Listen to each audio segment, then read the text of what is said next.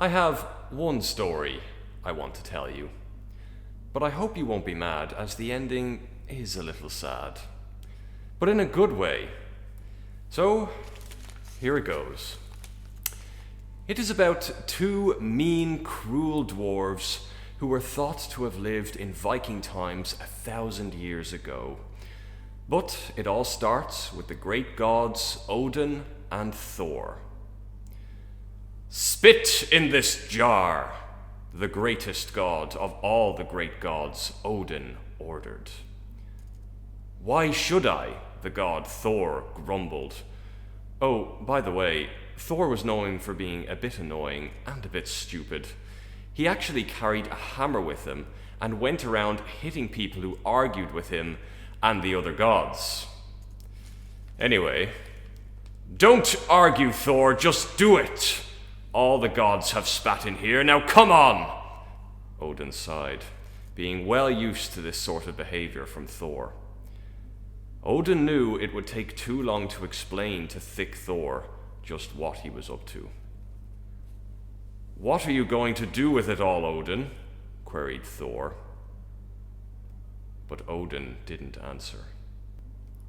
He just sat there on his horse, his 8-legged horse, patting him on his mane and gazing into the stars. He just sat there, sitting and satting and sitting. Well, you get the idea. But eventually, after what seemed like a lifetime, Odin finally looked directly at Thor, who had almost lost interest by then, and said with huge wisdom and knowledge, "I'm going to make a man!" Now, Thor, being a bit thick, wasn't really thinking, and so just said, "Oh, well, here goes then." And he spat a great big, juicy, gooey, greeny-colored spit into the bowl. Then, using his great and godly magic, Odin did what he said he would do, and conjured up all his godly powers and Thor's green, gooey spit, and created a man. But he didn't create an ordinary man. A god couldn't create just an ordinary man, even if he wanted to. This man had many gifts and talents, much more than any ordinary man. He was strong, handsome, with long, blonde locks of hair as long as a longboat, with muscles the size of mountains, cheeks as red as reindeer meat, with blue eyes as blue as the bluest blueberry, but also with wisdom and cleverness that the cleverest human in the world would be jealous of. This man was named Kvasir, and Odin had plans for him.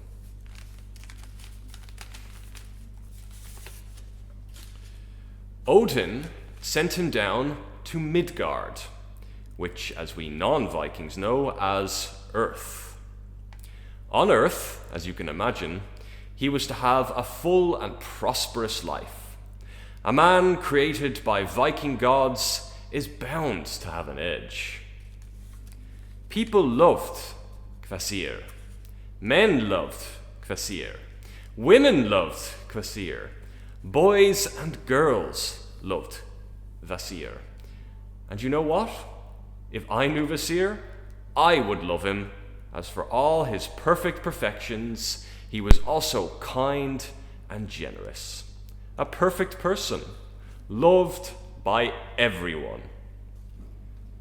Well, nearly everyone. For this brings me to the part of the story that I don't really like talking about. Why? Well, because it means talking about evil and meanness and horrible people. But you need to know the full story. So, here goes. There were two mean, nasty little brothers called Falar and Galar. They were very short dwarves who would barely reach up to my knees, that they were so small. Even though they were small, they were packed with hatred and meanness, little brothers of brazenness, envelopes of envy, tiny handbags of hatred. Wait, no, heavy handbags of hatred.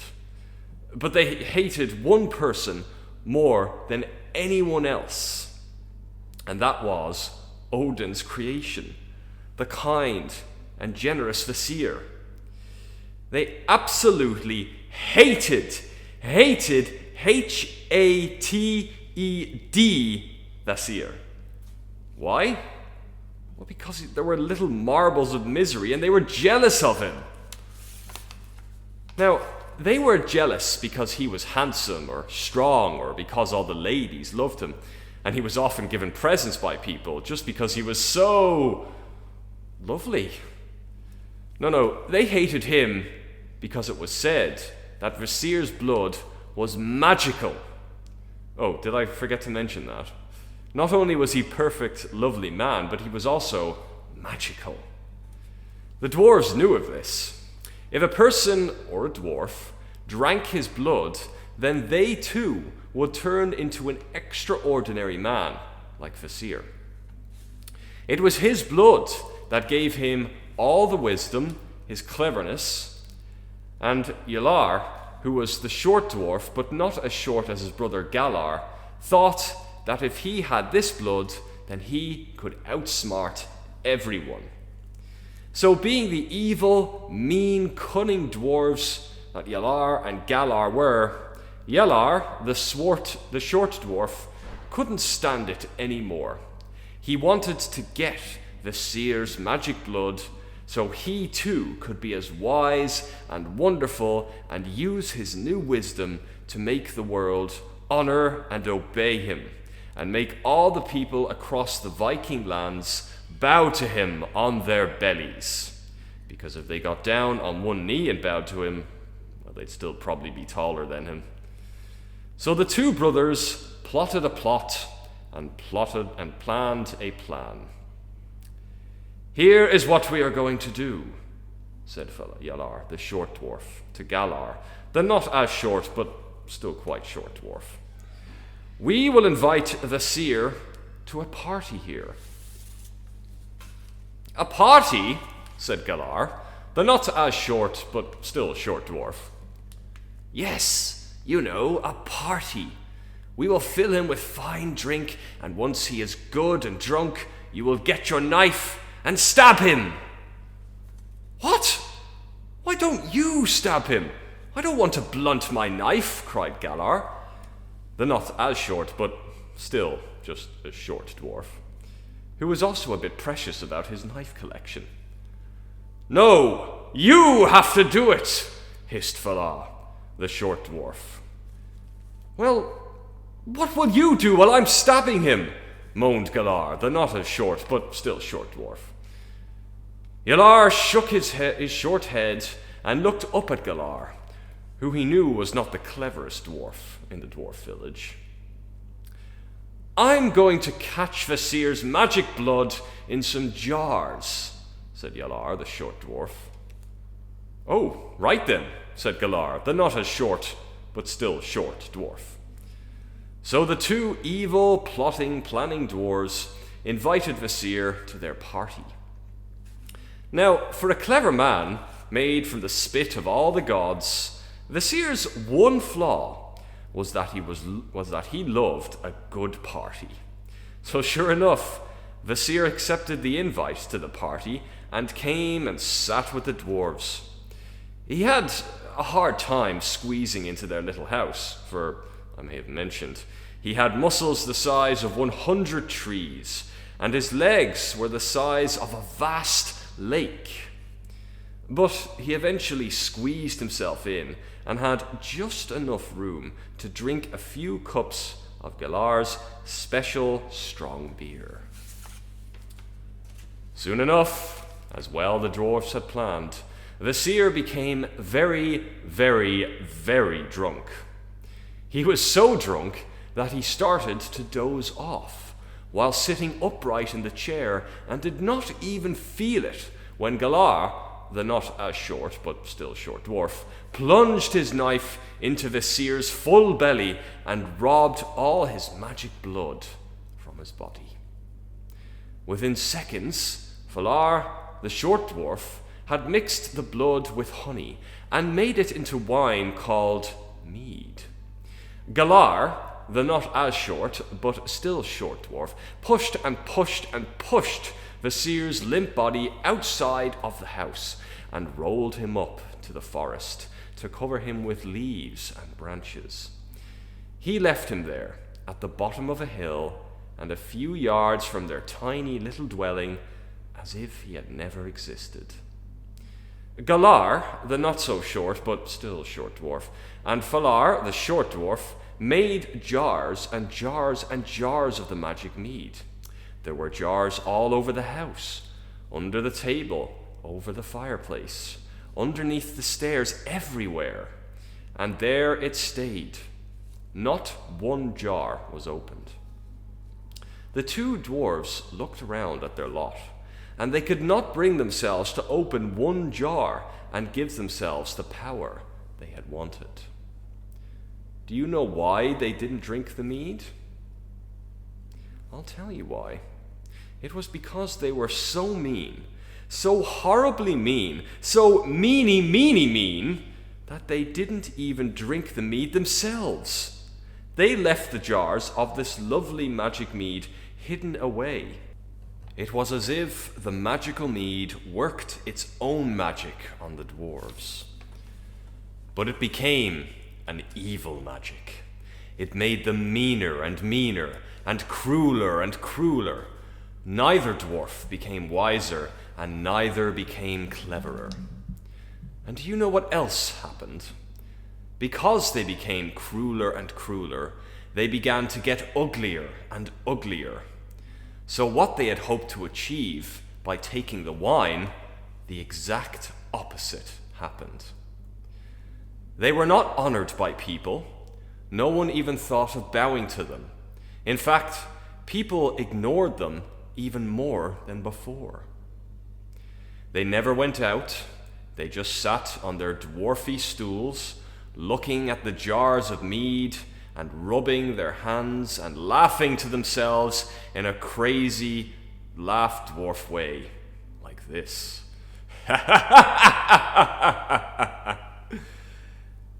It was as if Visir was getting his own godly revenge by reversing the spell of magic from his own blood.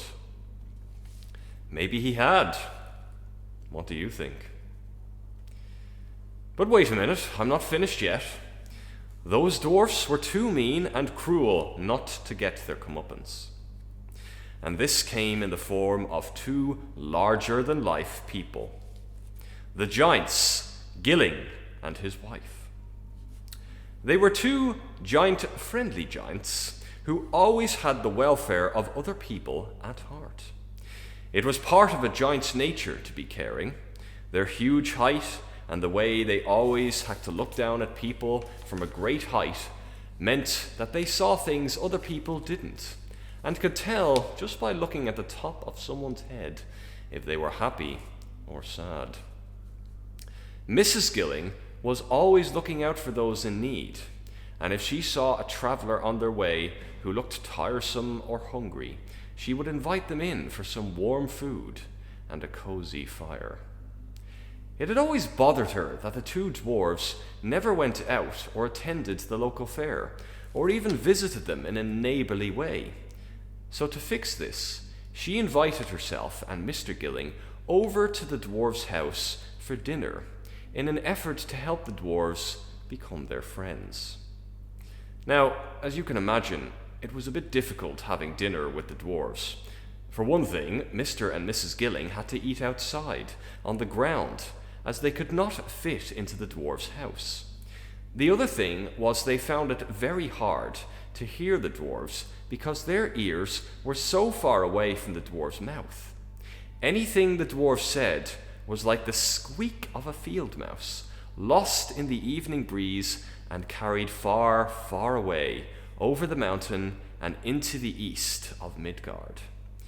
The third thing was that the portion of boiled meat served up by the dwarves was so mean and so small that it was swallowed whole by Mr. and Mrs. Gilling in one gulp. The dwarves were so mean that when Mr. Gilling asked if there was any more food, they ignored him and happily munched away on their dwarf-sized portion and pretended not to hear them. I really don't know what Mr. and Mrs. Gilling wanted to be so nice for the dwarves when they were just so mean to them. At one point during the dinner, Yalar, the short dwarf, grumbled to his brother Galar, the short but not as short dwarf. "That giant Mr. Gilling eats a lot." "He sure does," agreed Galar. "Let's get rid of him," whispered Yalar, who didn't really have to whisper because the giants could not hear them anyway. "Okay then," said his brother, without giving it another thought. Just like that, the fate of another man was sealed by the two cruel dwarves. "Follow what I do," said Yalar to his short, but not as short, brother. Yalar looked up at Mr. Gilling the giant and roared, "Gilling, how about some fresh sea air? Would you like to come for a sail in our boat?" "Pardon me," said the giant Gilling, leaning down toward the dwarf, for he was too far away to hear a word of what he had said. "I said, how about some fresh air? Would you like to come for a sail in our boat?" yelled Yalar, the short dwarf. "What a good idea. Would you like to come, Mrs. Gilling?" said Mr. Gilling quietly, for if he had talked normally, he would have deafened the little dwarves with his booming voice. "No, thank you, Mr. Gilling. I'll wait here for you and rest a while. I think I would get seasick if I went." "Have fun," she replied. But Mr. Gilling had no fun, for as soon as the dwarves had rowed out into the middle of the big sea, they managed to tip the boat and push big Mr. Gilling, who was too big and clumsy to save himself, over the edge of the boat. "That's the end of him eating all our food," chuckled Yalar, the short dwarf. "We'll take care of Mrs. Gilling when we get back." Can you believe it? So the dwarves went on their return journey back to their house, where Mrs. Gilling was waiting patiently. However, when Mrs. Gilling saw them in the distance, returning without her husband, she began to get worried. "Where is my Mr. Gilling?" she questioned when the dwarfs returned. "I'm afraid," lied Yalar, the short dwarf, "that he fell overboard and we could not save him." Upon saying this, the dwarves heard a cracking sound. For a second, they did not know what it was. Then they realized it was actually the sound of Mrs. Gilling's heart breaking. The sound rang all through East Midgard, shaking the forest trees as it went. Mrs. Gilling was inconsolable. She cried and cried and cried, and her tears began to flow into the dwarves, home and destroy their mats and beds. "Make her stop," said Galar, the short but not as short dwarf, to his brother Falar, the short dwarf, "before she'll drown us all." Yalar thought for a second and then said to his brother, "Get her to stand up and walk in the direction of those big rocks. She won't see them through her tears and she'll trip over them and hit her head. That should make her stop," plotted Yalar. Galar, the short but not so short dwarf, guided Mrs. Gilling over to the rocks by tugging at the bottom of her skirt. He didn't care that her heart was broken into two big giant pieces. He just wanted her out of the way and to stop drowning their house where all the magic jars of mead were. Sure enough, the grieving giant tripped over the rocks and fell so hard that she fell into a deep, deep sleep. You probably know this already, but for non-giants and humans, a sleep like this would last a few years. But for giants, a deep sleep like this lasts forever. It has something to do with the size of their heads in relation to the size of their big toe, something like that, I don't know. Anyway, knowing this, the dwarves spent all day and all night covering her giant body with trees, leaves, and anything they could find so that no one would know that she was asleep. If you travel to Norway, you can see a big mound, which is where it is said the giant still sleeps. Sometimes it moves, and that is Mrs. Gilling's heart going into the next deeper cycle of sleep and dreaming of her husband. Yalar, the short dwarf, and Galar, the not so short but still short dwarf, were very pleased with themselves, so much that they thought of drinking some of their precious magical mead. But because they were still so mean, they didn't. But wait, there is more. I cannot end the story just now. The dwarves haven't gotten their comeuppance yet. So here it is. The next day came a very, very, very giant knock on their little dwarf-sized door.